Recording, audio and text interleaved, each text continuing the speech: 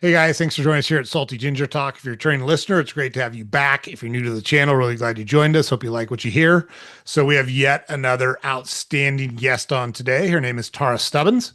She has a super interesting story, and she has worked in the music and entertainment industry behind the scenes. And she opened several businesses, one of which is called Take It Easy, which does fractional corporate structuring and work with what she calls accidental CEOs, people that are creative or have products or services that have turned into businesses, but they don't really know how to run a business or structure a business so that it runs and can grow.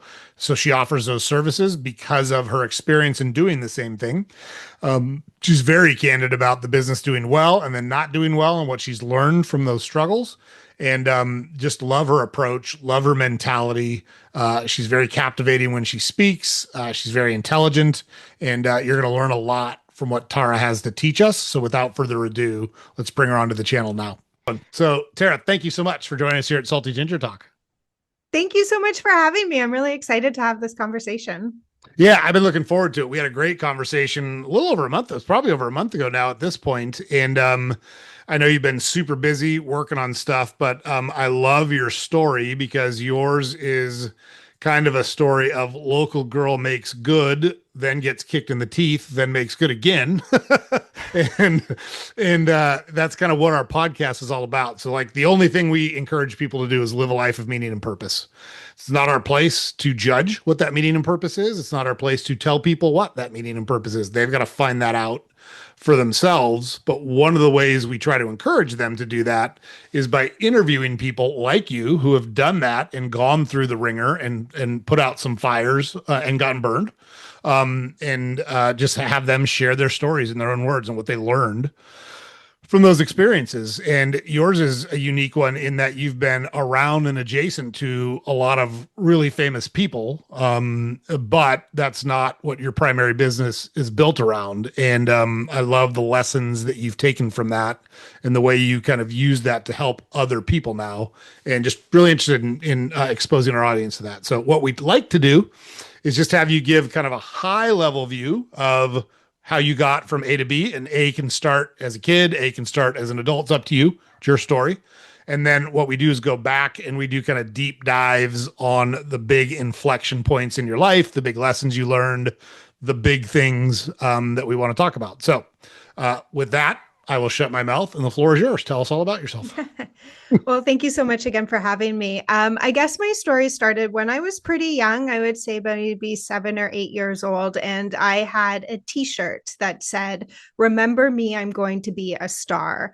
And I wore that shirt everywhere. I probably wore it every single day until it disintegrated. The problem was, though, in my little undeveloped brain, was I always thought that being a star was being a rock star. And I don't really know where it came from. My father was a radio DJ, so maybe it came from that. And music was always big in our household. But I never had, and no one really in my family has musical talent.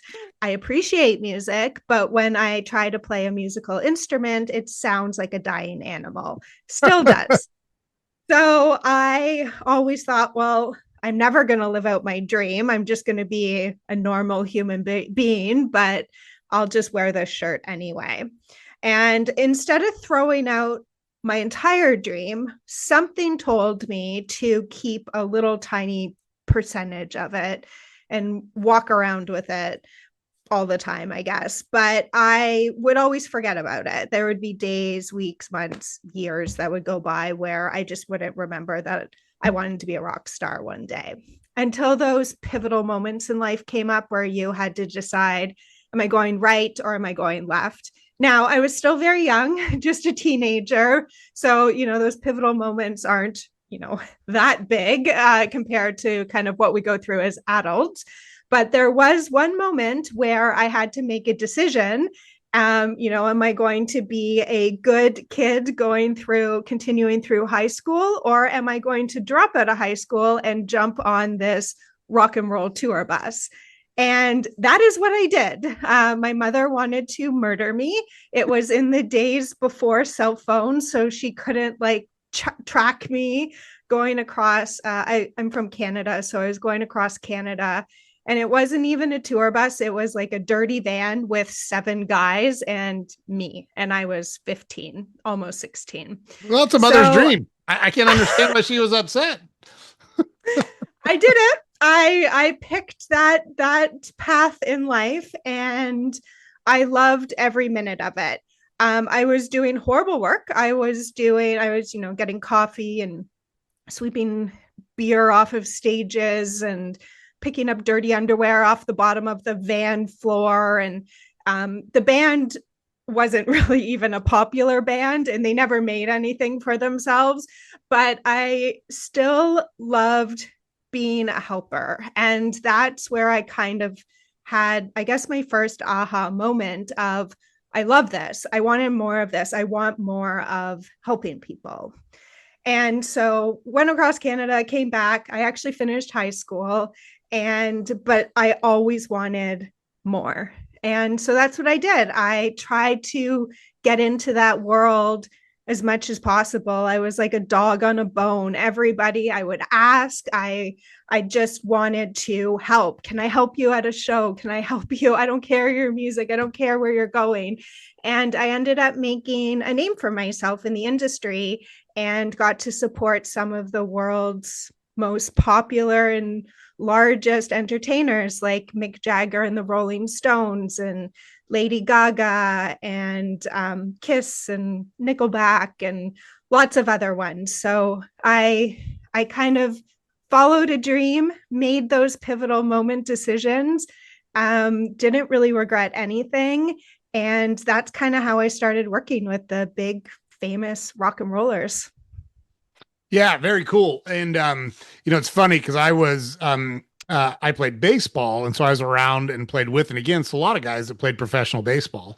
And one of the things I learned very early on, when you're in that world, we have, I guess, said differently, when you're not in that world, we kind of romanticize like there's something uniquely different about these people. There's extreme talent. Don't get me wrong. Got it. Like, I couldn't carry a tune if it had a handle on it. Totally understand that. But these are still people that have problems in their life. They've got wild mood swings.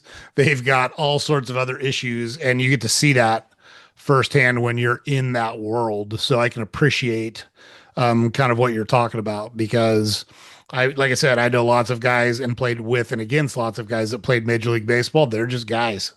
They're just guys Yeah. that can either throw a ball really hard or hit a ball with a stick really hard. And all the rest of humanity still applies to them. But how did you make it from uh the we'll call it the child molester van? I know Yeah. I know you were 15. I know that's not what happened, but that's the typical windowless van. Hey, will you help me Yeah. find my puppy? Um, how'd you make it from that band to make a name for yourself to where because you've developed some pretty awesome skills that we're going to talk about later in the podcast. And how did you get from ground to zero to breaking into kind of the big time? Yeah, so I mentioned a little bit about my kind of pure determination of I just wanted to help people. So I had no filter, which is really strange because I was a very, very shy child. I used to hide behind my grandmother's, like in her skirt, basically Mm. behind her like her long skirt, because I didn't want to talk to anyone she was introducing me to. And I would get in trouble at a young age in school because I just wouldn't talk. So, like, I just wouldn't participate in class, I would hide. But for some reason, something clicked in me when I was out helping these people that I just wanted to help more people. And so, yeah, I had no filter. I was trying to talk to as many people as possible. I was going to bars and I wasn't even supposed to be in them, and asking that people on stage if I could just like help them clean up. I wasn't even going to charge them, just like, let me help you. And because of my sheer determination of just wanting to help, people let me help them. And I think another lesson that I learned very early on was no matter what I did, I always did it with 100%. And I gave it my 100%. So if it was clean mopping up sticky beer off of a stage, or making sure the fabulous girl fans weren't jumping on the stage, or keeping them away from the tour bus, or all of these crazy things that I had to do, I would do it at 100%. That's what I wanted to do. And I think that's how I started to build a name for myself in the industry, because I never complained. I didn't care what it was. Again, I just wanted to help people. And another thing is that I don't know why it kind of dawned on me, but I never wanted to be these rock stars or famous people's friend. I just wanted to help them. So I didn't want to be, beside them when they walk the red carpet. I didn't want to be invited to all of their fancy parties and be part of their entourage. I would help them get ready for the parties and get to the parties and go to the parties if I had to, but I just didn't want to be part of that scene. If they wanted to have dinner, I would let them have dinner with someone else and go hide in another booth or something. I really wanted to keep that separation between business and personal. And I really believe that helped me a lot very early on in my career. And even now with the clients that I help, is that separation between being their friend and being someone that can actually say no to them, to help them, to genuinely help them achieve their goals. I love that.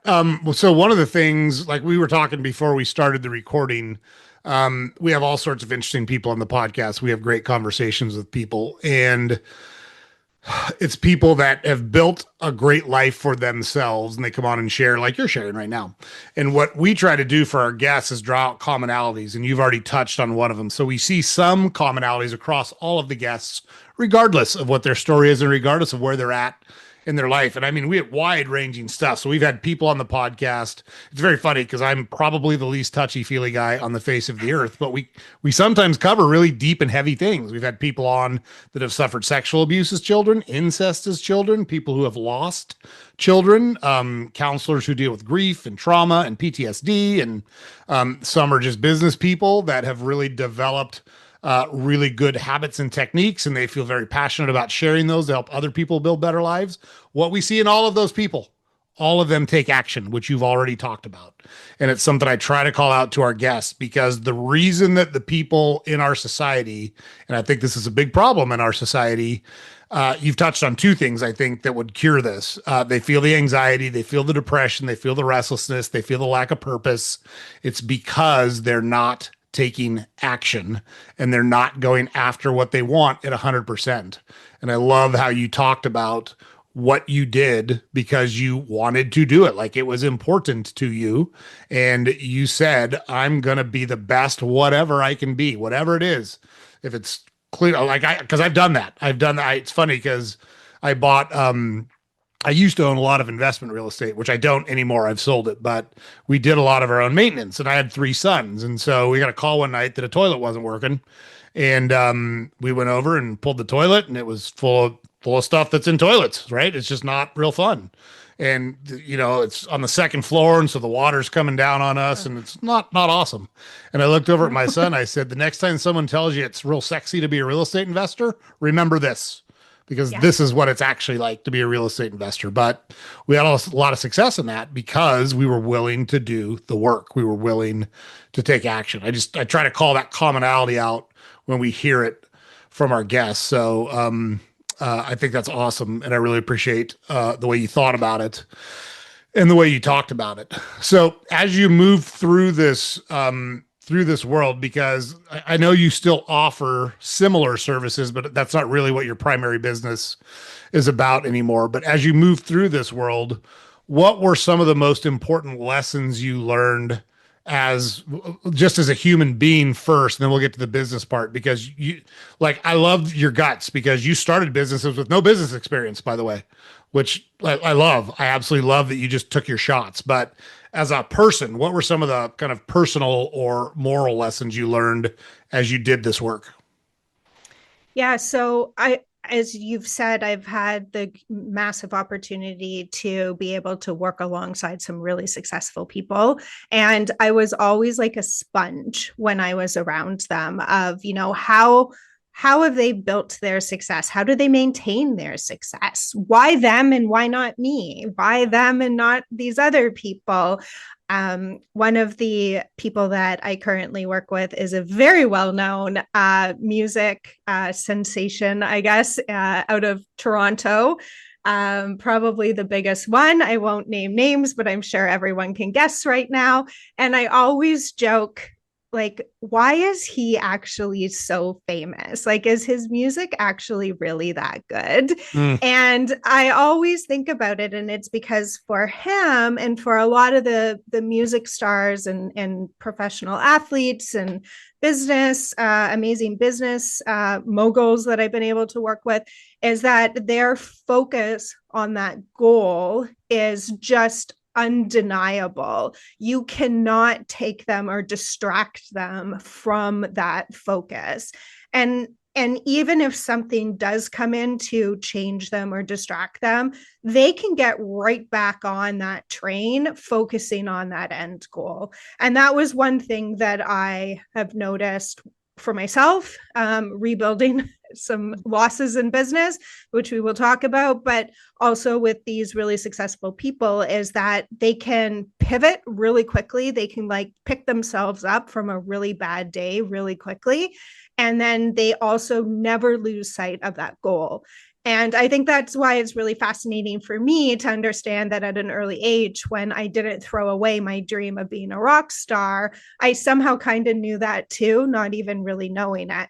That I was still trying to really focus on that big goal. And I think it's really important when you touched on, people who have had really bad days. It's like always moving forward. And I think that's definitely true. I know I've been at, my rock bottom, which is different from other people's rock bottoms for sure. And I know how hard it is to get out of bed, to put one foot in front of the other.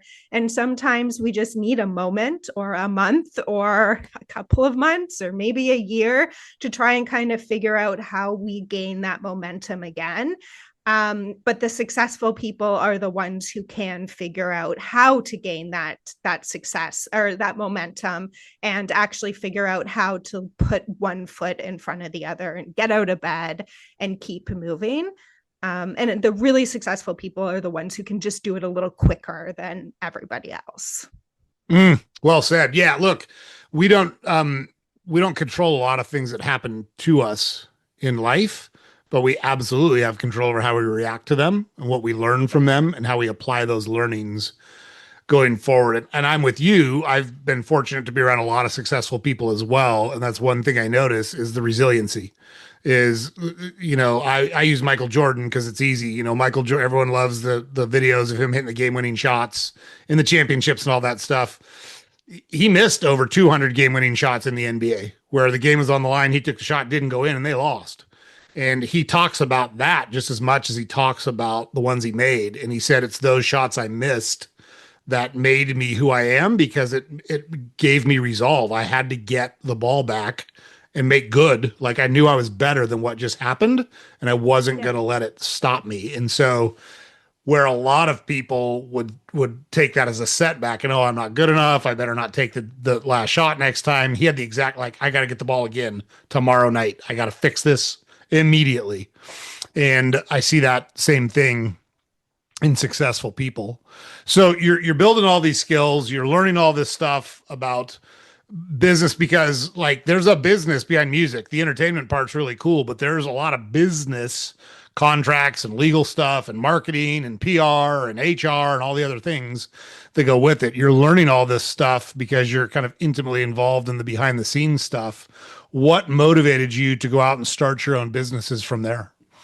Yeah. And as I said, I was kind of like a sponge. So I was taking it in, but I didn't really know I was taking it in at that moment. Also, I was pretty young. I was in my early 20s. So I really didn't have big goals or big dreams. I was just like, who's the next rock star I can help type thing.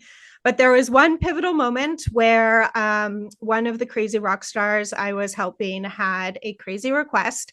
And it was every time we stayed in a new hotel or a new room, he wanted me, and I had to unpack his suitcase for him. That was one of the requests, and set up his room all nicely, even though we were sometimes only in the cities for one night, but we had to do that.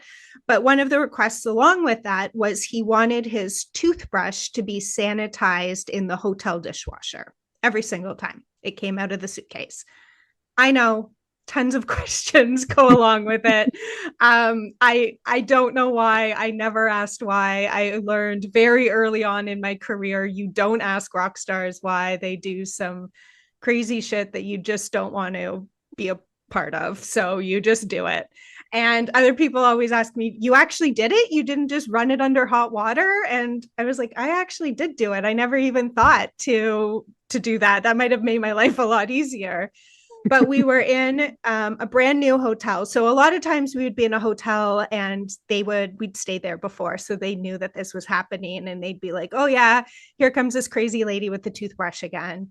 But we were in a brand new hotel in Shanghai. And I was in, the back of the kitchen trying to convince the staff that I had to put this toothbrush in the dishwasher. And I didn't speak their language. They didn't speak English. It was before cell phones had Google Translate on it. So they were looking at me like I had three heads and I just couldn't convince them that I had to put this toothbrush in the dishwasher.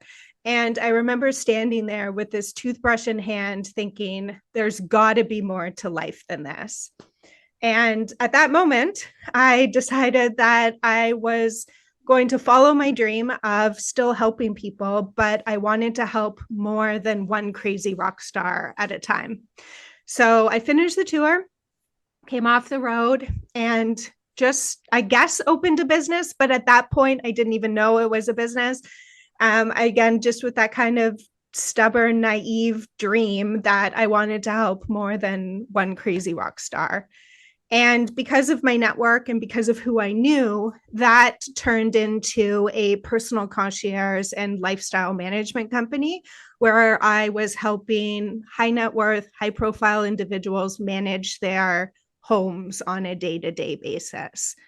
So a really important lesson there is that anybody who is wanting to follow their dreams or start a new business and you don't know where to start, leveraging your network is the definite ideal way to be able to get a foot in the door. And if you think, I have a network of, say, accountants, but I don't want to help accountants, I want to help influencers in the fitness industry. Well, maybe you shouldn't go there quite yet. Maybe you should start with an accountant who might know somebody in the fitness industry or something and try to get your kind of foot in the door. It's hard to make that big leap for your big goals. I'm not saying it can't be a goal. It just kind of, we have to step to it a little bit. And I learned that, again, trial and error, I guess, with who I wanted to help and why I was helping them was just kind of these random successful people in Toronto where I lived. And that became a big success because I was bringing what I had learned out on the road to these people's homes. And I was getting more and more clients word of mouth, and I couldn't handle them. So I had to start hiring people. And then all of a sudden I had a business. And I didn't even know I had a business, but I had a business. But again, back then, it wasn't that long ago, like 2007, but there wasn't a lot of business resources out there. There wasn't podcasts, there wasn't co-working spaces or incubators or really anything. I remember the people who had businesses were like mortgage brokers and IT consultants who nobody even knew what an IT consultant was then. So it was just this weird phenomenon.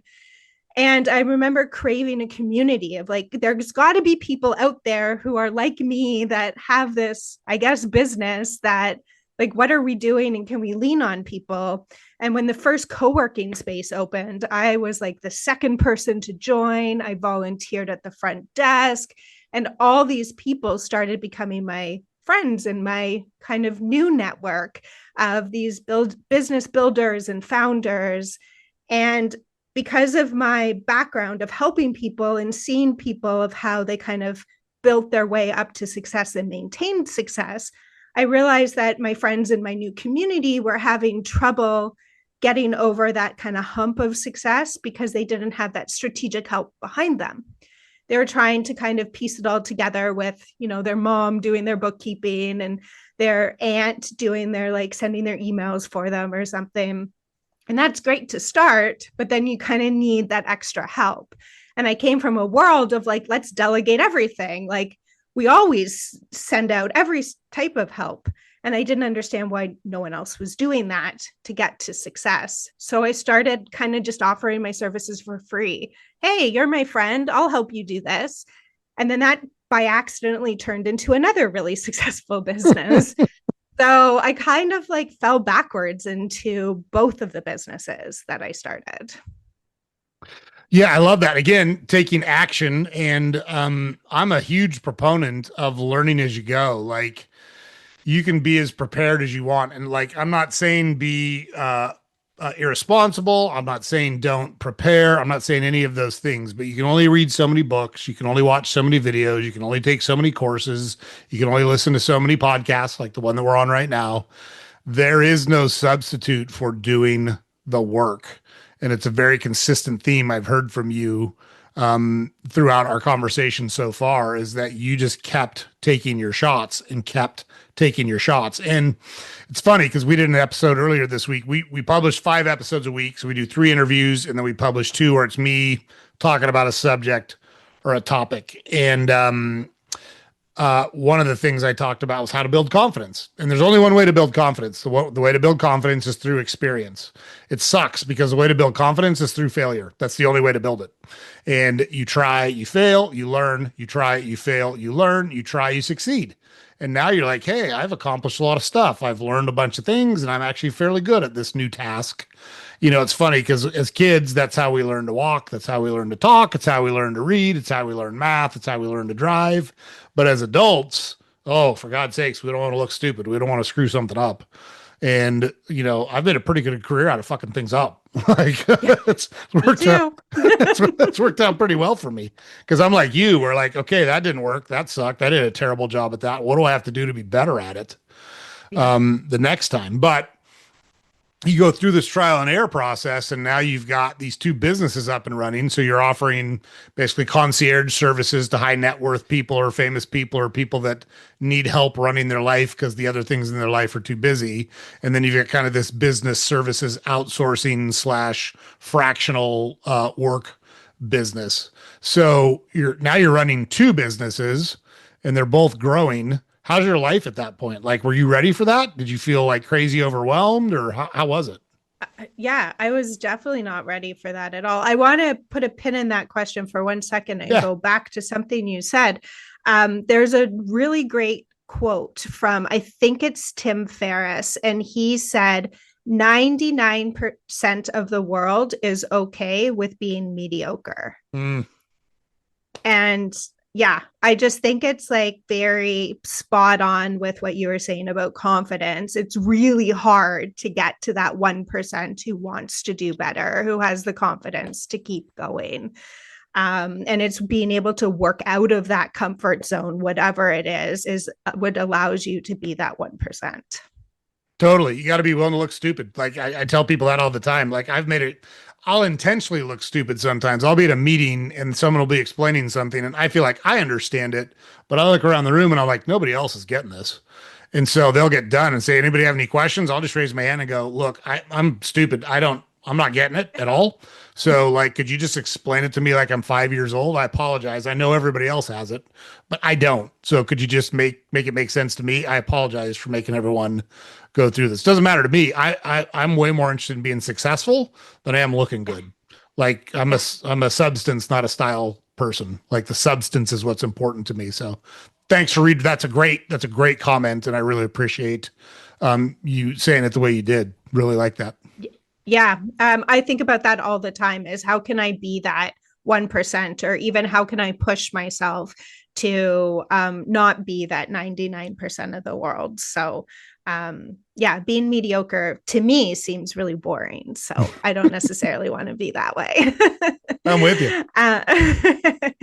So I can't remember your question now. I was so caught up on my We were just quote. talking about what your life was like because you kind of Oh yeah. through taking action have got these two businesses going now, and at some point you had to realize, hey, like I got all this stuff going on. What was your life like at that point? Yeah. So, again, I was so naive. I didn't really know what I didn't know. I get asked on podcasts a lot, like, what would you tell yourself back then? And, or what do you wish you knew back then? And I always say, I actually wish I didn't know anything, just like I didn't, because I wouldn't have done any of this if I knew kind of what was going to happen, or what the consequences might have been. So, but yeah, I was running two businesses. I kind of felt like I was, top of my game, especially when the executive assistant and fractional chief of staff service was starting to really, really take off. We were at one point like 20 times, 30 times in our business year over year, to the Wow. point where we were making about 750K MRR. And it was wild. It was a wild and crazy time. And I was just focused on I was focused on metrics and goals, because I knew that like the big famous successful people that I had supported and been around, they always talked about goals and metrics. So like, let's pick a metric for us and go for it. And because I was so determined, no matter what metric I would pick, our team was hitting it no matter what. So it was crazy. We would say this quarter, we want to get 100 new clients, and we would do anything possible and we would get 100 new clients. Mm. That being said, the clients weren't the right clients for our business. Most of them couldn't even pay us, but it looked great on paper that we could say that we were getting all of these clients, or what, some of them could pay us only for the first month, but not the rest, because they were just really, really small businesses that were struggling themselves. And during that time too, I also made a mistake, which I hope nobody else out here goes and does this, but I hired a friend who I always thought, oh, she's amazing at sales. Of course, she's going to help me do this. Like, I'm not really good at sales. I just kind of follow along with the people who kind of come inbound. But if we really want to hit these goals, like, I might as well just hire this friend. And we did really well. She was helping me hit some of those big targets. We were doing great.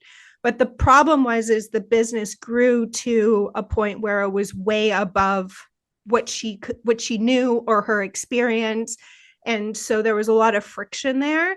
And then because she was a friend, I didn't want to say anything. So then there was even more friction. So the business kind of foundation, which we didn't even really have, started to crack what I guess was there because of that friction. And then other problems started happening as we started bringing in all these clients, which was great, not necessarily the right clients. So they would churn from our business being really unhappy. They would churn really quickly. So like the long-term payout wasn't there, but because we were bringing them in so quickly, we had to hire really quickly.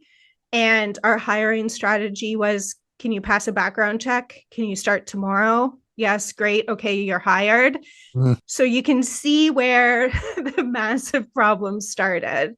So I thought I was doing all the right things by following a goal, following metrics, following, again, a dream of mine. Like, if I could do it with these 5 people, why can't we do it with 5,000 people? Or if I have the dream and I can stay up for 24 hours helping all these people, why can't my team stay up for 24 hours too? So, a lot of being naive, a lot of not understanding actually how to run a business, and not even knowing what questions to ask. I wish I had known what questions to ask back then, but I didn't. I was just kind of going with the flow. And again, everything looked so great on paper. We were flying around the world. I was speaking, I still do, but I was speaking at conferences and talking about our successes, and it just seemed so great. But then I was also taking out massive loans because I had to pay payroll, but some clients couldn't pay us, and we were bringing in staff faster than we could collect on our invoices. So it was really messy on the back end. Mm. And we crashed and burned. We went, as I said, from about 750K MRR to about 20K MRR in a matter of about 4 months. And in that process, I was also having to stare down at, do I need to declare personal bankruptcy? Which was really interesting as well, because I kind of lost who I was. And I was trying to figure out, who am I? Like, I've been building these businesses and chasing these successful dreams really, as we've gone through this whole kind of however long it's been. And now I need to figure out, like, is this actually what I want to do? Maybe I'll just go back in the rock and roll industry and chase rock stars around the world, or like, what do I really want to do? So that was a very pivotal moment in my whole kind of life as a business owner. Yeah, wow. I appreciate you being so candid about that. I've been I've been through that cycle that you just talked about, where your business is growing so fast, and I call it the mirror test, right? Stick the mirror under their nose. If it fogs up, you hire them because you just need bodies. And I learned the friend lesson early on. I helped my wife and I have been married for 32 years, and we were dating. She had a friend that needed a job, and so I said, "Hey, I've got someone that needs a job." I was not a manager. I was not a hiring person, but they hired this person based on, hey, I was a great worker. They got to be okay if Joe knows them. Well, she no showed for her first shift, and they're like, "Hey, Joe, she's not here," and I'm like. I barely know this chick. They're like, well, you said she'd be a good worker. I'm like, you're right. That's on me. I'm sorry. So I learned that lesson, and I actually lost a couple of friendships because I kind of moved through the ranks quickly and took on increasing roles of importance and blah, blah, blah. And people are like, hey, I need a job. And I'm like, you're not a good fit for where I work. And they're like, well, but I need a job. I'm like, totally got it. You're just not the right fit. I don't know what to tell you. And they're like, well, what do you mean? I'm like, look, we can be friends, but the place I work requires sharp elbows and determination and kind of an edge. And you're not that person. I'm that person. Like, I wouldn't be a good fit at a therapist's office. Like, nope. Toughen up and get back out there. Like, I'm not a good fit at it. You should not hire me if you're running a therapist's office. And they were really upset that I wouldn't either recommend them or put their name in the pool. And I said, I'm not putting my name on you. And they got really upset with me, but like, that's a you problem, not a me problem. Like, the business is not a good fit for you, or you're not a good fit for the business. So I know I know exactly what you just talked about. I've been through exactly what you just talked about. So what did you're at that point, what inside of you did you listen to decide which direction to go? Because like, you kind of lost yourself. I know how that goes. One thing I've always done a good job of is keeping my family and my marriage at the center of my life. So I personally have never struggled with that. And I'm not implying that's what you were talking about. I've just always known that one thing is more important to me than anything else. But I've lost my way in lots of other ways and had to kind of come back to who I was. How did you do that? How did you work through that process in your head and figure out what your next steps were as you had all of this stuff coming at you? Yeah. And I want to go back to that point I made at the beginning, where when you're at your own rock bottom, how hard it is to keep putting one foot in front of the other. And that was me. I have lots of cats. I'm a crazy cat lady. And I remember, like, it was just so hard because I always felt so tired. And it was just so hard to even feed them. Like, I didn't even want to feed them. Like, dumping food from a can into a bowl just seemed like the biggest task in the world. My husband, wonderful husband, we've been married for 20 years. He is actually out on the road. He designs the lighting and runs the lights for massive rock and roll concerts. Mm. Mick Jagger actually introduced us, played matchmaker. So that's a fun story to tell. But he is always gone. He's gone 250 to 300 days a year. I always say that's the secret of our successful marriage because he's never home. But I was always very resentful because I was like, why isn't he here to help me feed these damn cats? Because I was just at that like lowest of low Mm. and it just always felt so hard. But because I am, and I always have been, a person that leans on my network, and I have to say, I'm also very much of an introvert. I have to force myself to be an extrovert in pretty much all day, every day. But at heart, I am an introvert. So leaning on my network is not really what I wanted to do, but it was ingrained in me because it was something that I've always done. I wouldn't have been at the places where I was if I didn't lean on my network. So I reached out to someone who is very well known, and very kind of top of his game in the business world, who I'd been able to help before in for like as an assistant for a few years. And I'm very fortunate to have him in my network. And I just said to him, I'm like, I don't know what to do. I'm so tired. Like, I don't, is this depression? Like, I don't even know really what I'm doing or why I want to do it. And he told me one thing. He was like, Tara, you just have to stack wins. And I don't care what the wins are. You Mm. just have to keep stacking them. And I was like, how the hell am I going to stack a win? Like, I can barely brush my teeth in the morning. Mm. But I did. And at first, it was hard to even think of a win. It was really hard to think of a win. It was like, okay, I got out of bed. Okay, my cats are still alive. My coffee was hot. And it felt really trivial. But me being able to do that was actually forcing me to put one foot in front of the other, which is really what we were talking about, that forced momentum to get you to somewhere next. And while I was doing that, I realized like I still love helping people. I still want to do this. We still had a couple of clients that were still very happy with us that we were kind of plugging through with. And I was like, I just want more of that. So I was determined to start again and to put one foot in front of the other and start stacking bigger wins than I just brushed my teeth and fed my cats.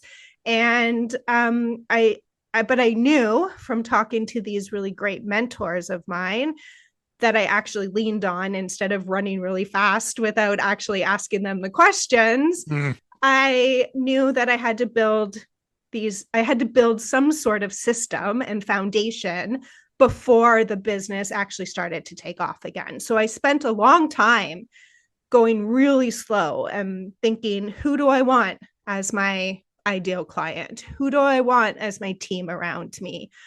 How do I want to help people? How do we want to show up as a business? How do I want to show up? It was very important for me to tell my story because in that moment too, when I was going through it, I would always try to listen to podcasts and read books, but I always found that there was a disconnect from people sharing, like, I went bankrupt or I lived on the street and now I'm making $1 million a week. And I always felt that there was a disconnect of like how they actually got to that $1 million. Mm. So I really try to share some actionable steps that I personally took. It might not help for everybody, but at least it can maybe start something, trigger some ideas. So yeah, one of them was the stacking wins, leaning on my network, and really understanding the foundation of what I wanted to build before I started to build it. Yeah. First, just want to commend you for when people get in those situations, they're so afraid of admitting it, like not only to someone else, but to themselves. Right. And so not only did you recognize, hey, I got some problems here, you were smart enough to say, hey, I got some problems here and I don't really know how to solve them, but I'm surrounded by some people that could probably give me some help. So I'm going to open up to them and tell them what I've got going on and see what they have to say about it. So I call that out for the listeners, and obviously kudos to Tara for doing that. I have to say though, it took me that it wasn't an overnight thing. Mm, It wasn't yeah. like the next day I was like calling Richard Branson. But yeah, no, it definitely took me a while. And I want to say in that process, I passed all the blame on everyone else. Like nothing was my fault. It Mm, was my friend's help who I hired. It was the clients who didn't pay us. It was the former employees that were trying to sue me. It was like all of these other people. It was never my fault. mm. But until I started realizing that, it is my business, it was my business. I was the one who started it in the first place. I guess I need to start owning up to something. And I'm not going to get anywhere if I just blame others. I can, but I'm not going to be able to get very far. So I had to realize that before I could actually start stacking the wins and starting that momentum again. Yeah, great points. And that's what successful people do. They own it. They own the failures and they own the successes. And I think what you said is so important and so powerful there. I love the stacking wins too. That's something I've tried to do my entire life. And the wins, it's funny because depending on where you're at in life, you consider different things a win. Um, I had some health issues over the last couple of years, and I've not done a good job of maintaining my physical fitness. And so I started again lifting weights this week, and I've always loved lifting weights, and I've done it since I was 11 years old. But I've had stretches where I did not lift, and I just went through a couple year stretch where I did not lift. Well, if 20-year-old me witnessed the workouts that I did this week, they would have been like, what are you even doing here? Like, why? What's your point of being in the gym if that's all the work that you're going to do? But I've been so sore this week from doing those workouts that like it's hard for me to walk upstairs or get out of bed because I can feel every muscle in my body being sore. But that's a win for me right now in my life. It's I went to the gym 4 days this week and busted my ass for 4 days. 20-year-old me wouldn't have even broke a sweat doing what I did this week. But right now, with where I'm at in my life, that's a big win. And that's what's carrying my momentum into next week so I can go back and do a little bit more and then a little bit more and a little bit more. And I really appreciate how you talk about even the mundane things in life. Like I didn't even want to feed my cats, shit, it was hard for me to get up and brush my teeth and take a shower. I know what that's like. I absolutely know what that's like, where like you just have to force yourself to do it. And the hard part is, I think most people think about momentum the wrong way.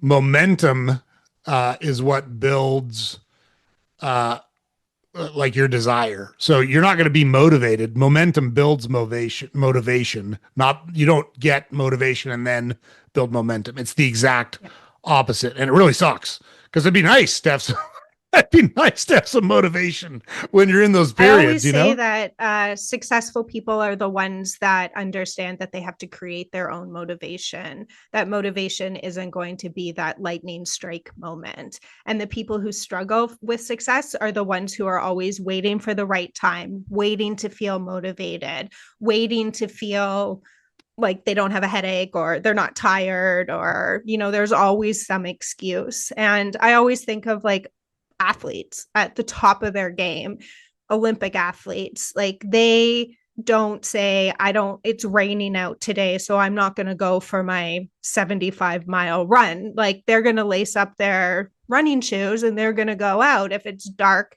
if they have a headache, if they don't feel well. Like it's just ingrained in them. And because they are creating their own motivation for success. I'm not saying that we all have to go do that at that extent, but it also compares to like what your goals are. So if you have a really big goal, what are you willing to sacrifice to actually get to that big goal? And that's something that I think a lot of people don't think of when they see like the big superstars and the famous people and the really successful people. They always go, oh, I wish I was them. Like, I wish I was Michael Jordan or, all these people. But do you really wish that you gave up all the things that they have given up in life to get there? And they did that creating their own momentum and motivation. Yeah, so well said. I can't remember where I heard it. I think it was on Chris Williamson's podcast, but essentially, and I'm paraphrasing, this isn't a word for word quote, but don't set your life up for disappointment, because if you're only interested in something and you're not committed to it, you want the outcome, but you're not willing to do what it takes to deliver the outcome. So you're setting yourself up for a life of disappointment. And I saw that in athletics. I would have people tell, so like there was a certain amount of luck that I was a good athlete. I was born into a good physical body. I'm 6'3" and I'm strong and I'm fast and blah, blah, blah. That's where it ends though. Like when I was 15, 16 years old in the summer, I would be in the weight room and my friends would be out at the beach chasing girls, or they'd be out driving around drinking, and I would be doing stadium stairs to get my legs in shape for the upcoming season. And there was no luck involved in any of that. It was a commitment that I had made. I was going to be a professional baseball player. And it's very funny because right when I was getting ready to sign a contract, I met my wife. And in the world of professional baseball, back then, it's very different now because they've unionized minor league baseball. But back then, you made zero, I mean, no money. Like it was 870, 850, 800. It was $850 a month was your contract. And you got a $25 per diem. So you were living wherever in Toledo, Ohio, with four other guys in a two-bedroom apartment. And it was your job to stay in shape, and it was your job to do the work, and it was your job. And so I just knew what I had with my wife was awesome. And so I walked away from it at that point. And people have asked me a lot, you don't regret it? You just walked away right when you'd worked almost 20 years to get there. I'm like, dude, I hit the lottery. Look around. I'm 32 years later. I got a great family. I've got an awesome wife. She's the best person I've ever met. I've got to spend over half my life with her. That world would have been a really difficult world for us to make our marriage work in because we were very young when we got married. So I regret nothing. So you've got to be willing to pivot when things and circumstances in your life change and when there's a really good opportunity in front of you. But I've also been committed to that and only that for 32 years. Like there's a reason you'll never hear about me catting around with a woman or being in some compromising situation like you see on a sitcom.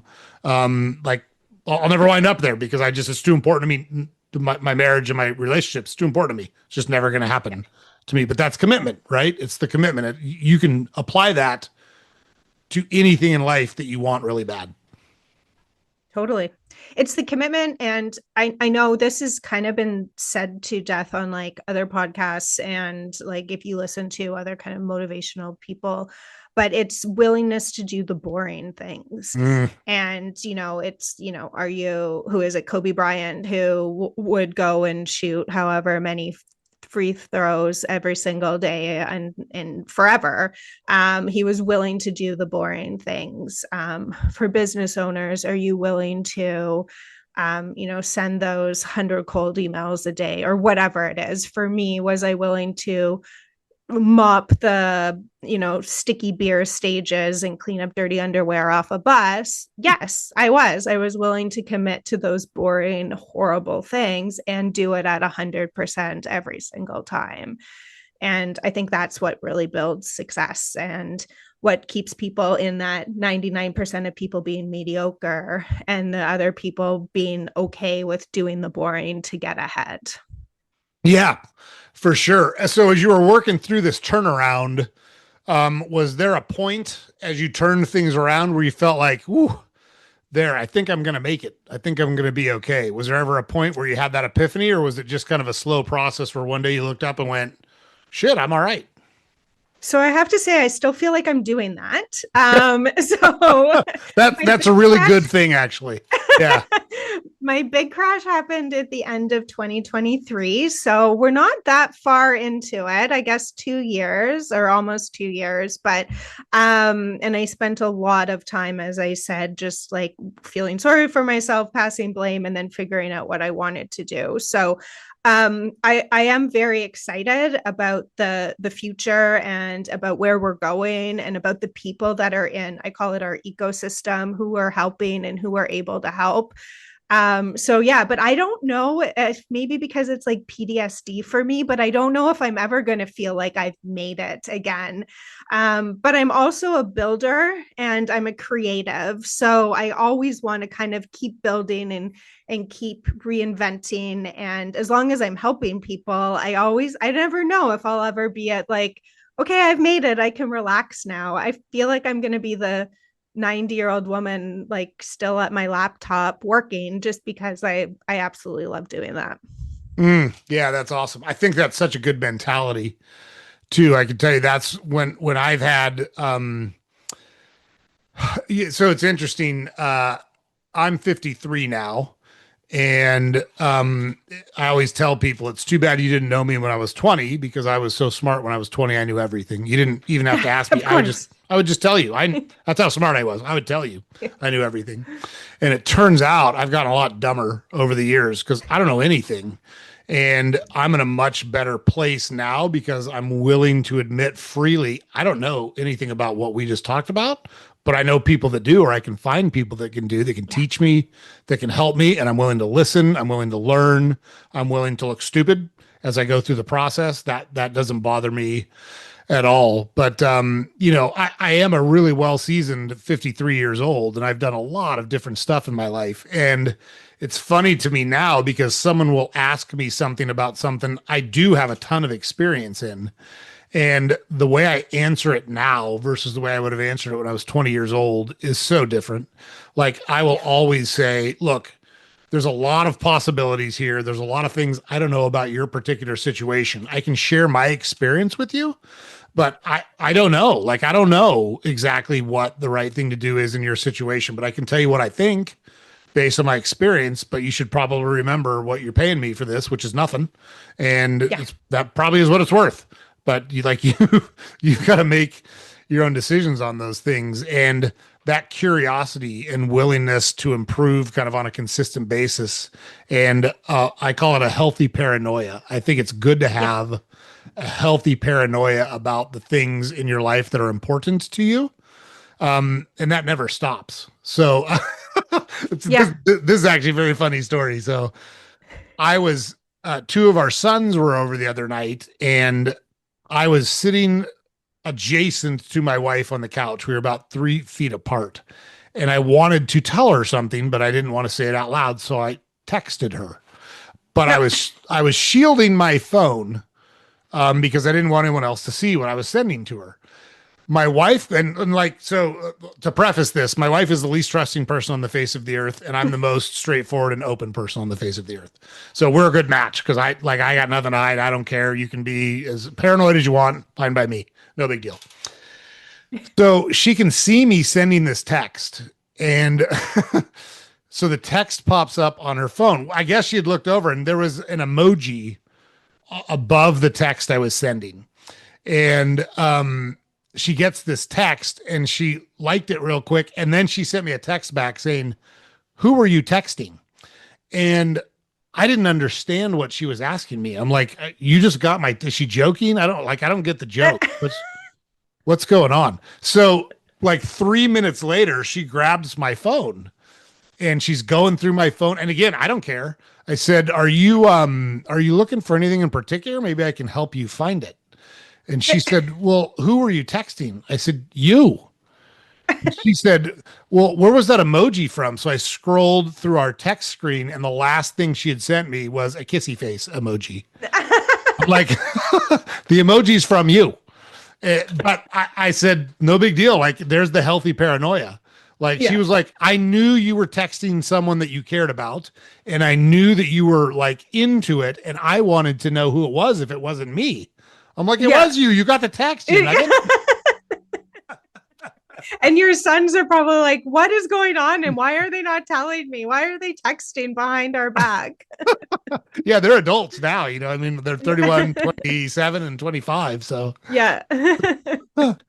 anyhow, that's one of the reasons our relationship's still going strong is we still have a healthy, like I'm not willing to, I still do things to let her know I care about her, and she still does things to let me know she cares about me. Like it's important. Yeah. It's important to Yeah. have that commitment to the things. that are important to you. So, with all of that said, can you give us kind of a rundown of the businesses that exist now and how you operate those businesses, like what they offer, and then who your like ideal clients are? Yeah. Can I go back again Oh for yeah, one you can other say thing whatever you you want. Yep. said? Yep. Okay.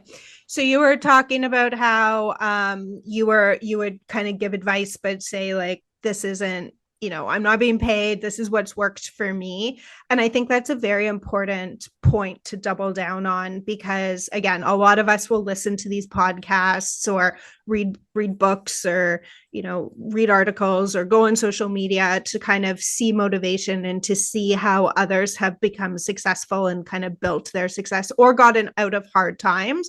And really, what works is what works for you. And one of my biggest pet peeves is when people will ask me, like, what successful person's morning routine do you copy? And I always say mine. Like I have my own morning routine, and my morning routine now isn't necessarily the morning routine I had 5 months ago too. Like it's always evolving and changing depending on what season I'm in. And I know a lot of people will like look at the big famous stars who get up at 3 o'clock in the morning and go play a round of golf and then meditate for an hour and then eat a very specific breakfast or no breakfast at all and fast and they want to just copy them to and be their success. And a lot of people come to me and be like, I've copied so and so's routine for the last 3 months and I'm nowhere more successful than I'm just tired. It's like, well, yeah, because that's their success ritual and they're for the person that they are and the life that they're living and not necessarily who you are. So being true to yourself and figuring out kind of what works for you, I think is the most important out of really all of this. And then another thing too is I think a lot of people get bogged down and distracted and almost, I always call it kind of forced procrastination of trying to figure out the hack of like, how can I just hack my way out of getting out of bed earlier? There must be some sort of tip or trick or an app or like a product that I can buy or something. And it really does, as you were saying, it's just all about you. And you can listen to however many motivational talks to get your ass out of bed at 5 o'clock in the morning, but really you are the one, unless you have a bed that like lifts you up and throws you out of bed in the morning, you're the one who's like getting yourself out of bed. So same thing, like I always say, every New Year's, I'm really good at setting goals, but I'm also really bad at setting goals. And one of the goals that I set every New Year's is I want to drink more water. And I never do. And it's because there's no like robot coming up to me and pouring water down my throat. If there was, I would be really successful at that goal. So yeah, it's just always about like how strong are you in your beliefs that you can actually do it, because no one's coming to save you but yourself. Yeah, on that note, real quick, that to me, that always boils back down to systems and processes. Like motivation isn't enough to get that done. Willpower isn't enough to get that done. You have to set your life up in a way that it's impossible to do anything but what it is you've chosen to do. That can be hard. Like if you're trying to eat better, or like Tara just said, drink more water, right? Get rid of all the other liquids in your house so you have to drink water. Like that's one way to do it, right? Or if you're trying to eat better, get rid of all the processed foods in your house and replace it with fruit and whole food so that if you want something, cool, have a banana, have an orange. That's all we got. There is no pretzel sticks or whatever it is, whatever your thing was, Oreos or but that it's a process, it's a system. You've made the decision and then you set your life up. And that takes time. Like I wish it didn't, but your brain literally has to rewire itself to process the world in that way, and that can be a hard thing to do. So, yeah, I think that's great. But Flippin, I appreciate everything you just said. Let's go back. I want to talk about your businesses, and then I want to talk about the podcast that you're going to start somewhere in the future. Yeah, I love it. So Take It Easy Group is the business that I'm really focusing on right now. We are a team of fractional executive assistants and chief of staff. And the people that we love to help are what I call accidental CEOs. So, creatives, people who have started businesses and fallen ass backwards into them, like I did, and don't know how to actually build the business sustainably for huge success that they can actually hang on to. So, if you are one of those, please reach out. I can be found at takeiteasygroup.com or on LinkedIn. I'm sure you'll put them in the show notes. You bet. But really, really, really passionate about helping creatives and people with big business ideas. They just don't know how to get to that next level of success. Love that. So you can come in and build not only, well, so I'm trying to think of the right way to say it. I'm a person who has an idea or a product that accidentally has turned into a business, right? And I don't have a structure around that. I can call or contact the Take It Easy group. Is that a nod to the Eagles, by the way? It is. Oh Hence yeah. my side too. Yeah. I love it. Yeah, I'm a huge Eagles fan. Love Take It Easy. Among other things. But so I've got a business and you can help with the structure. What's involved in that? Is it HR? Is it finance? Is it marketing? What do you guys do? Yeah, so operational structures. So if you're trying to get the business going from the ground up, what are your do you have any structure? Are you trying to hire a team? Do you have onboarding practices? Do you know who you're going to hire? Do you have job descriptions? Do you have a delegation strategy, which is very, very important? Or are you going to try and hold on to everything yourself? What are your big goals? Do you have goals? Do you have the right goals, as we talked about, me not having the right goals? Do you have a system in place when the clients or brand partnerships or likes on your podcast or listeners, whatever you're building, become a big, huge success? Do you have a system in place and a foundation in place to maintain that? So operational, administration, HR practices, making sure that we can help you strategize, but also put them in place. We're kind of coaches, but we also do the tasks as well. Love that. Yeah, it's funny because I have learned from my failures as well. Because I've had, like I said, I've had businesses that went through the cycle you just talked about. So I've always been in the grocery business. That's always been my primary gig, and that's all I've been doing the last 4 or 5 years. But before that, I had a house flipping business and it took off. Like we just all of a sudden, like we hit the market right and we were good at delivering things and blah, blah, blah. Well, that was when we were doing one or two at a time. At one point we had like 8 or 9 projects running and I was fucking terrible at it at that point. And so I shut it down once I got out of the mess I was in. I just shut it down and said, nope, I'm all set. Thank you very much. By the way, the stuff you see on TV, that's none of that is what house flipping is like. It's total bullshit. That's not at all what it works like. So just for anyone that's thinking about it, don't watch the HGTV shows because they're total bullshit. That's not reality in any way, shape, or form. But then, I started the podcast because, like, to me, it's really important to be a decent person and try to give back to society. And I felt like my wife and I have done a really good job of raising 3 boys. I always say they've got the right things wrong with them, right? So they're respectful to women. They've all got jobs. A couple of them own houses. Like, they're doing okay in the world. And I look around and think there's a lot of young men that don't have someone in their ear like my boys did saying, hey, that's bullshit. Stiffen up a little bit, do some work, get out there and contribute to society. So we started the podcast. And for, I don't know, the first 8 months, we were just kind of plugging along. And then we switched up and started injecting some of these interviews and things just took off on us. And we had within 2 weeks of when we started promoting it, we had over 100 guests that wanted to come on and talk about their stories. Well, we weren't set up for that. So we had to very quickly put a structure in place. So we got some technology tools and we put some processes in place, and it made it much easier to schedule intro calls and to produce our episodes and to do the SEO and all the marketing behind our episodes. And so the structure is terribly, terribly important. And especially with someone like Tarra, who's been through the fire and has learned not only by doing it herself, but by making some mistakes that she did by herself, she can help you avoid those pitfalls, those grenades that are going to be thrown at you. Some of them you may know and think some. Let's say it differently. Some of them you may think you know, but if you haven't actually experienced it, that's why I like my Mike Tyson. I love my Mike Tyson quote. Everyone's got a plan until they get punched in the face, and like that's life's gonna punch you in the face, and it's good to have someone in your corner who's taken a couple of shots by life and knows how that works. And that's what Tara's group offers.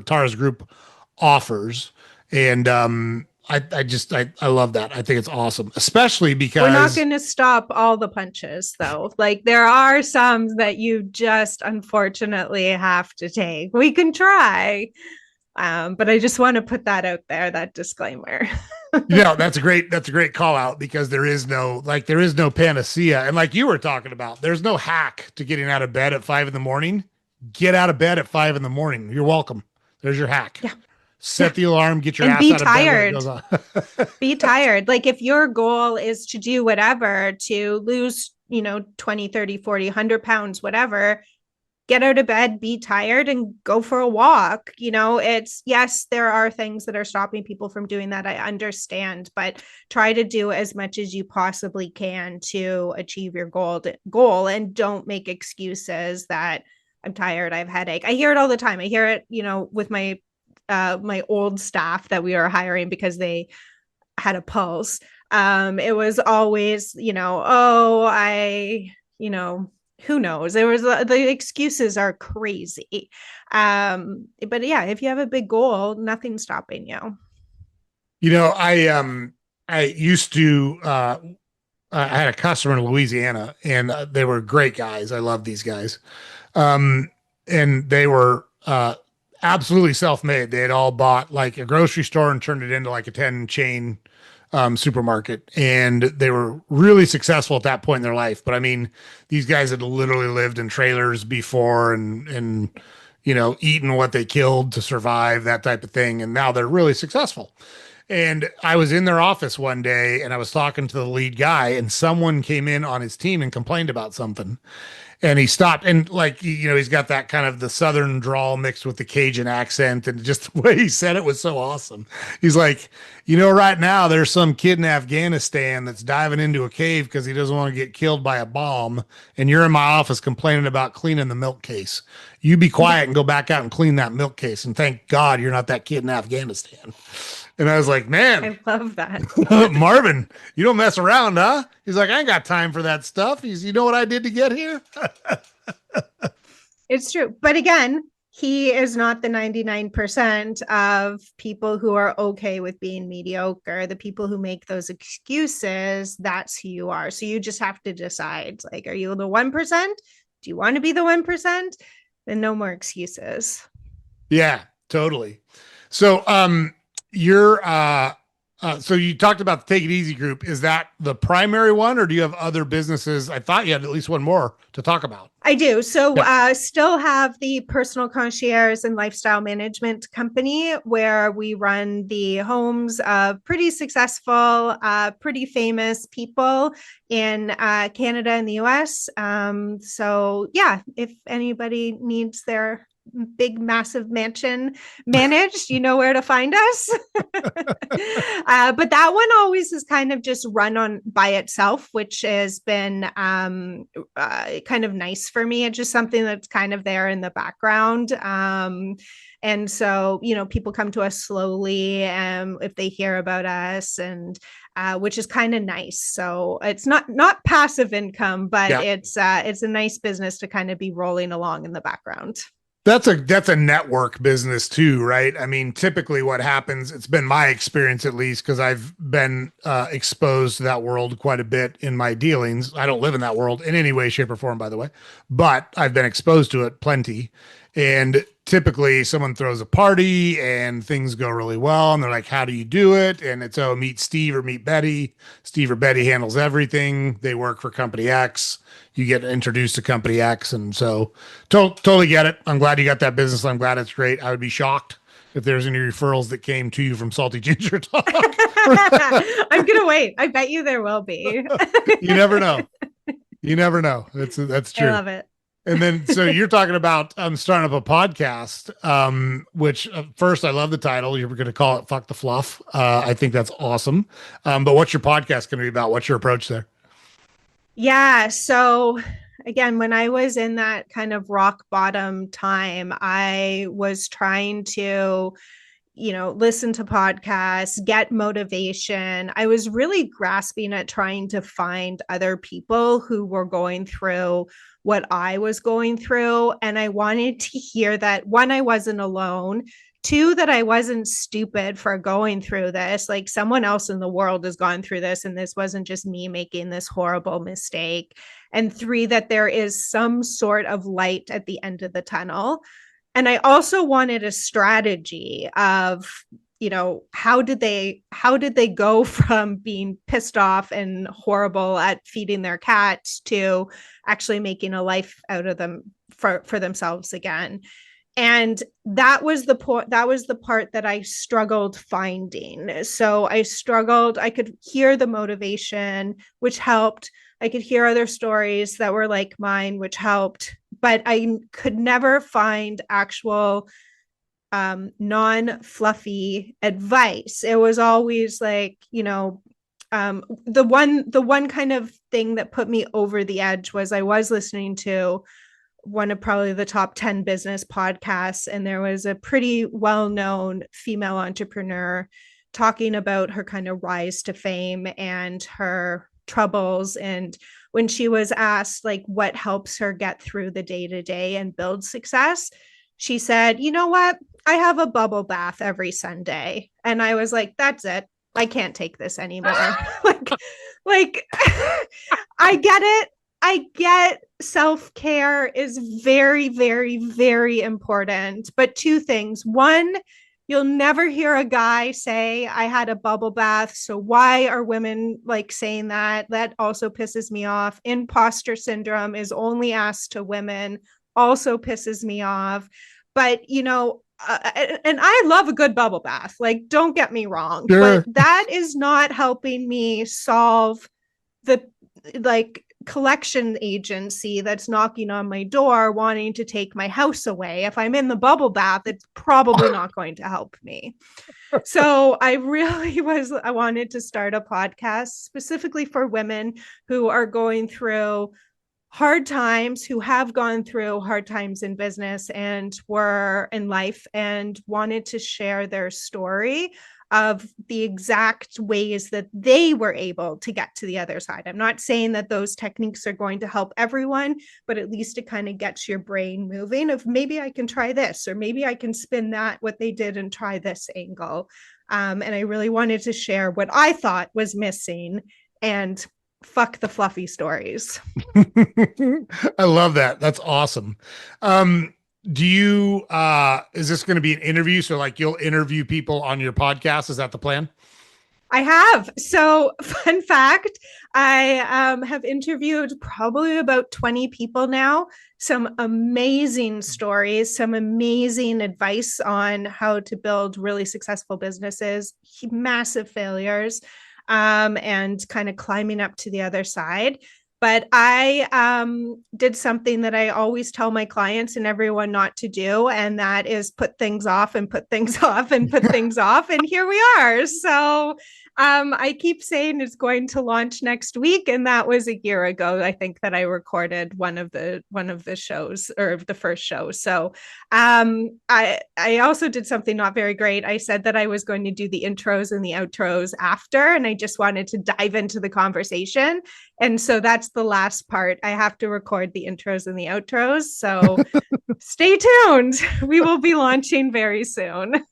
Oh my gosh, that's funny. That's exactly what I do. Is as soon as our episodes are over, I do the intros and the outros, so it's all a part of the same recording.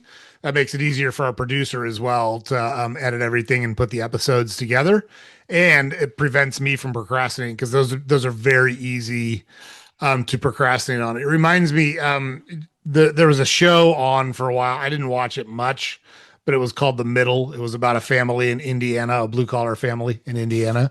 And the start of one episode showed the wife come running in the house after grabbing the mail, and she goes, "It's 2014." And the husband goes, "You're kidding me. It's 2014." She's like, "Yes, it's 2014." And then it showed all of the deferred payment plans that they had signed up for years ago that were due in 2014. Oh no.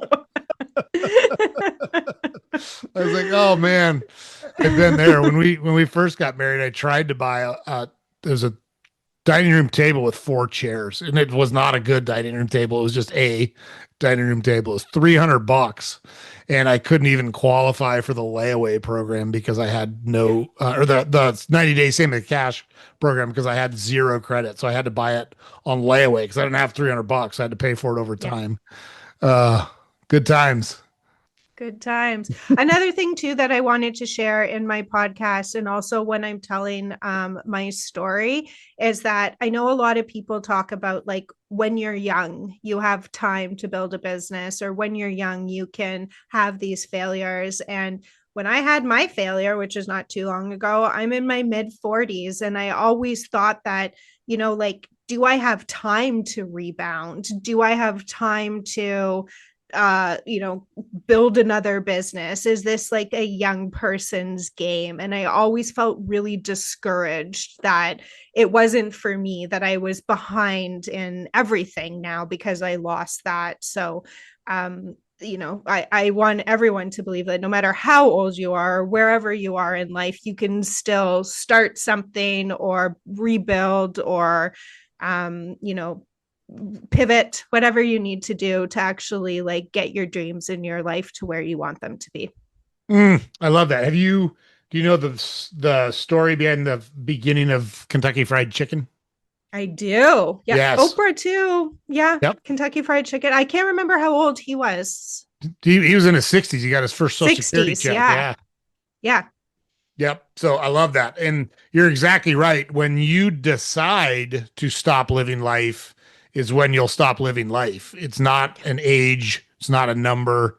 It's a mindset. And if you keep that mindset of grinding and being hungry and going after the things that are important to you, you can do that well into your 80s or 90s before Father Time eventually will catch up with you. But you got a lot of runway ahead of you, like Tarra just said.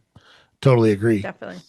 So one of the things I do, I ask a lot of questions. We cover a lot of territory. We have great conversations, but I never want to miss something good or compelling because I didn't ask the right questions or I didn't give our guests an opportunity to bring up whatever topics or subjects were important to them. So I always open it up to the guests and say, "Hey, what did I miss? What do you want to talk about while we're together that we haven't talked about yet? Or what statements, whatever. The floor is yours. Where do you want to go?" Yeah. Well, I kind of feel like I kept interrupting you or bringing it back to where I wanted the conversation to go. So I feel like we covered a lot of ground. I wanted to say something really interesting that I've discovered recently that has helped me, and back to the stacking wins.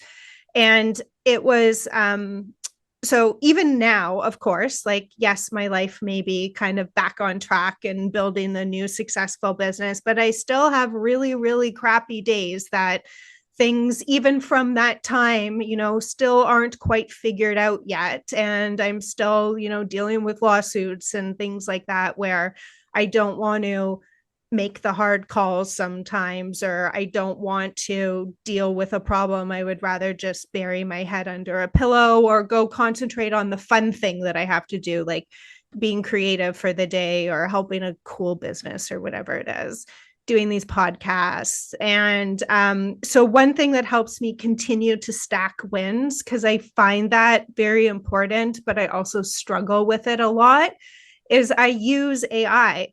I use ChatGPT all the time. And what I will do is I will keep a log all day, every day, of everything I'm doing, all the good things, all the bad things that have happened, all the things that I'm down on myself about, like, oh, I procrastinated on that, or I didn't take that phone, sell that close that call the way I wanted to, or whatever it is. And I'll keep this big running log. And then at the end of the day, I'll say, okay, now turn that into wins. And it will give me a list of like 300 wins because Chat GPT knows how to turn everything into a win. And then you feel like you're like the biggest superstar and you go to bed happy and you're like, I conquered the day, even though the day was horrible. You've stacked wins. So it's kind of like a little hack that I have found that I really enjoy doing. And it really helps me still kind of create that own motivation for myself to keep going and keep kind of pushing through the hard days in life.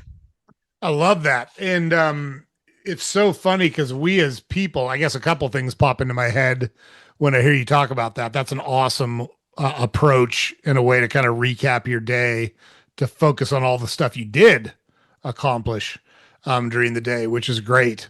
One, we as people are much more willing to give other people grace and forgiveness instead of ourselves. Like we're so hard on ourselves. And like if someone else made the mistakes we made, someone we care about, we'd be like, that's okay. You can do this, you can do that. But if it's you, it's like, you dumb son of a bitch. You're the biggest idiot on the face of the earth. You burned everything down. All is lost. The sky is falling. We got to figure out a way to be better to ourselves and give ourselves a little more leeway. That, what Tarra just talked about, is a great approach to that. And then two, that reframing of how you think about things is so important because let's just say you work in customer service, for example. And look, all of us work in customer service, whether we realize it or not, because it's about keeping our customers happy. You might be in retail where it's very obvious you're in customer service, or you are in a different part of the business, but you're still in customer service. You can have 100 interactions and 98 of them can go great. But let's say I was a jerk to you and Tara was a jerk to you. You're going to remember me and Tara. Like we don't remember the 98 awesome reactions. We only focus on the two. And that's kind of like if your car got a flat tire, would you slash the other three tires and set your car on fire? No, you wouldn't do that. But we do it to ourselves all the time mentally when we recap our interactions or our successes or our failures, however the case may be. And we've got to learn that failure isn't the right way to think about things. You got to think about things in terms of outcomes. So you take actions and you get outcomes from those actions. If you like the outcomes that you get, keep taking those actions. If you don't like the outcomes you get, take different actions. And that takes away the guilt. It takes away the shame. It takes away the kind of self-flatulation that we do to ourselves all the time. And you're not going to get anywhere if that's what if you're filling your tank up with negativity. Only negativity is going to come out when you get hit. But if you're filling it up with positivity, when you're going to get hit, by the way, life's going to punch you. When you get hit, positivity is going to come out if that's what you've been filling your tank with. So I absolutely love that approach. So yeah. And another thing I'm really, really passionate about is we were talking about it a little bit with like kind of being older and thinking that you have no time left. But I always think about time. And am I spending my days like I want to? And am I getting enough time or doing enough things in the day so the day is meaningful in some way? Because I would hate to go through life just going through life. And that for me, that is not what I want. I know some people are very comfortable with that, and that is okay. But I'm always thinking about time, and people ask me a lot about time because we are in kind of the executive assistant business where we do optimized calendars and all of that. And people always ask me about time hacks, and so I do spend a lot of my time thinking about that and how you can set a big goal, but you need time to actually kind of achieve the goal and what you are focusing on.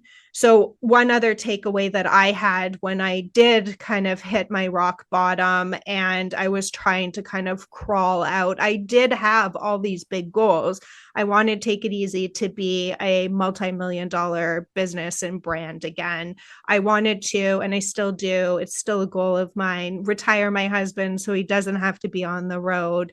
We have a couple of homes that I didn't want mortgage people pounding on our doors for to come and take away. That was a big goal. There was all these kind of goals that I wanted personally and professionally. And for me, I always thought that the money goal was the one that was going to solve all the problems. So if I focused on Take It Easy, being a multi-million dollar brand, everything else would fall into place. But the same actually mentor who told me to stack wins told me this as well. He told me to write down all my goals.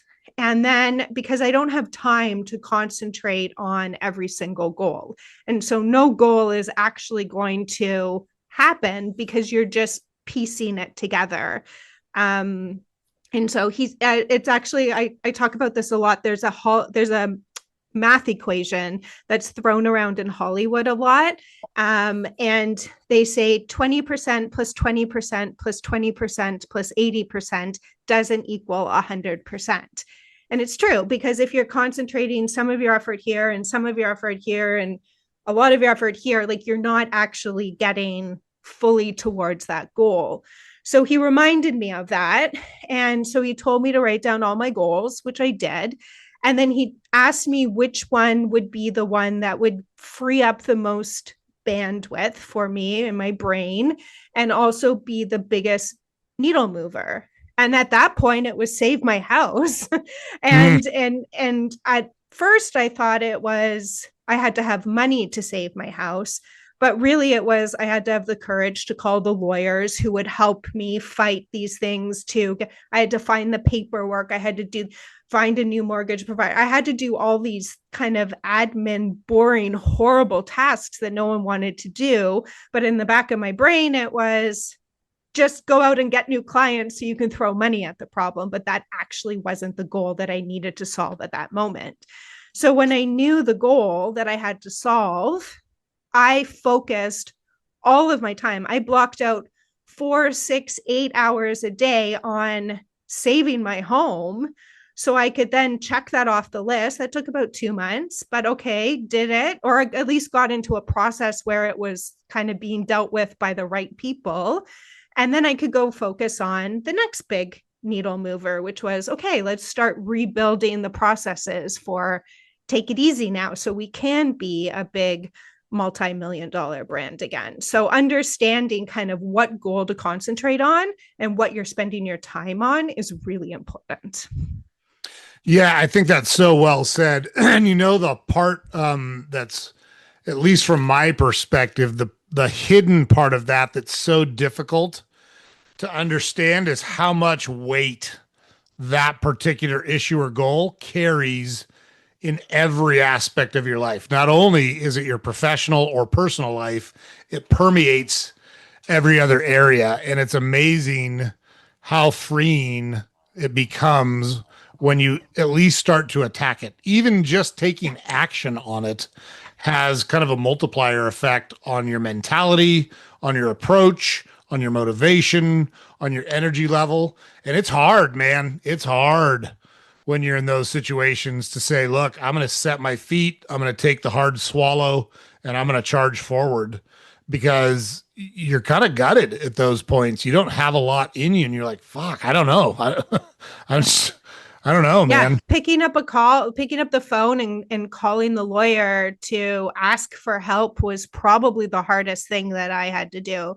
And I was taking it on because my husband's God knows where in the world, right? It was hard for him to be able to do that. And I also felt pretty responsible for it too. So I was the one who really needed to take it on. And yeah, making those phone calls were really, really difficult. But the second that I did, and sure, some lawyers didn't want to help me. Some told me I was screwed. That was hard, but but I kept calling, some took my money, which I didn't have at the time, and didn't do anything with it. That was hard too. But yeah, having to keep, plugging through to get that weight, as you said, off your shoulders is really important. So you can keep going to the next kind of goal in life. Yes, absolutely. Absolutely love it.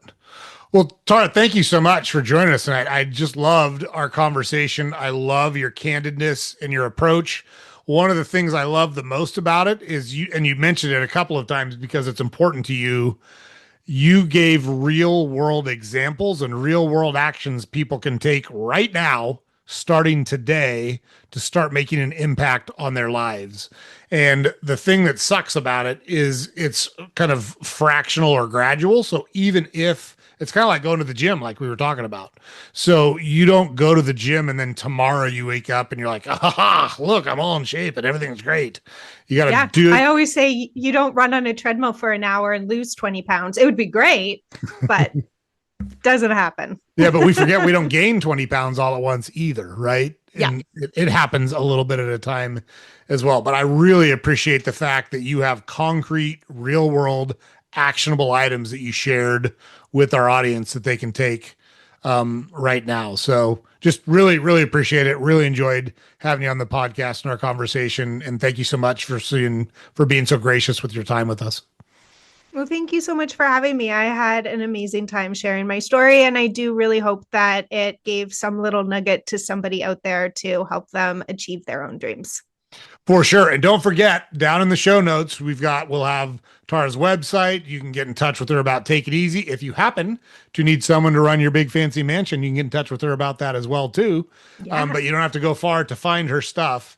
And when you do publish your podcast and broadcast it and make it available, get us that link as well. We'll put it back in the show notes so people can find you as well. So love it. Absolutely love it. Thank you so much. Thanks, Tara. Have a great night. You too. All right. Good job. Oh my gosh, what a great conversation. I loved it. Yay, that was good. I'm happy to share. As I said, I've kind of made it my life mission to be able to share the story, but also like how I've been trying to get out of it. So, yeah. Yeah, for sure. And that's one of the most important, to me, that's one of the most important things about our podcast is it shows other people, hey, it's not just you. All sorts of people go through all sorts of hard things. And the ones that are successful are the ones that confront it, the ones that take action. And I share my own stories, but you can only listen to one guy so much before you're like, Jesus, this guy again with his fucking problems, you know? I always roll my eyes at Ed Milet's story of like, I grew up with an alcoholic dad. It's like, all right, fine. Like we've heard that story 1,000 times. Yes. Save it, Ed. Yeah. Like, got it. You're like you're 65 now. Let it go. Exactly. Time to move on, buddy. Yeah, I know. And it also doesn't sound like the worst up. Like it was bad, but like I've heard a lot worse. So yeah, look, like everyone's got their story. Like my dad served in Vietnam and he didn't have anyone to talk about it. So he talked to me when I was his only son. So like I'm 8 years old and he's talking to me about fucking killing Vietnamese kids and like, okay. Yeah, you're like, guess I'm going to make my bed now so my dad doesn't fucking kill me.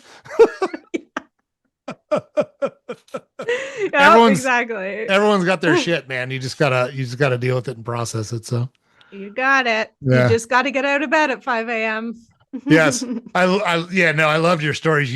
You're so compelling the way you tell them. And I think it's really going to resonate with our audience. I'm excited to publish your episode. So that'll be awesome. I love it. I'm excited too. We'll send them over to me whenever you got them and we'll promote them on all of our socials as well. Yep. We'll do it. I appreciate it. Awesome. Have a great rest of the day. Okay. Thanks. You too. Whatever time zone you're in. Yep. It's night for me, but okay. We'll talk to you soon. Thanks, Tara. Bye. Bye. Okay, guys. So Tara's as advertised. She's our kind of lady. Direct, candid, straightforward. Talked about things going well, things not going well, still dealing with some of the fallout from when things didn't go well. The fact that it was really difficult for her at some points to even just push forward and make it through days. And has kind of fought and clawed her way back to a good spot. Just loved her approach, loved her willingness to share not only what she's learned, but the actionable items that you can take right now and incorporate into your life to start building the life that you want and taking steps towards the life that you want. So grateful that she was able to join us and she was so gracious with her time with us. So thank you again, Tara. You did a great job. Don't forget, go down to the show notes if you need any of those services around structuring your business. Tara and the Take It Easy group are available to you. So James puts it up over here every day. Head over to our website, saltygingertalk.com. All of our podcast episodes are available there. We've got links to all our social media accounts available there. We publish a newsletter every weekday you can subscribe to on our website. And make sure you like, share, comment, subscribe to our podcast, whatever platform you consume it on. It's super helpful for us if you're able to do that. We're going to keep having awesome people like Tara and all of our other guests on that share their stories and share their learnings with you so you can take what they've learned and incorporate those lessons into your life, build the life of meaning and purpose that's important to you. Don't forget, we give you the ideas, we give you the people, we give you the thoughts. It's up to you to take action. It's up to you to do the work. So make sure that you're taking notes and that you're not just listening to this stuff and then not making changes in your life, because that's the only way you're going to get to where you want to go. We're going to have awesome guests like that to keep helping you with that. Make sure you see our next episode so you don't miss anything. We'll see you there.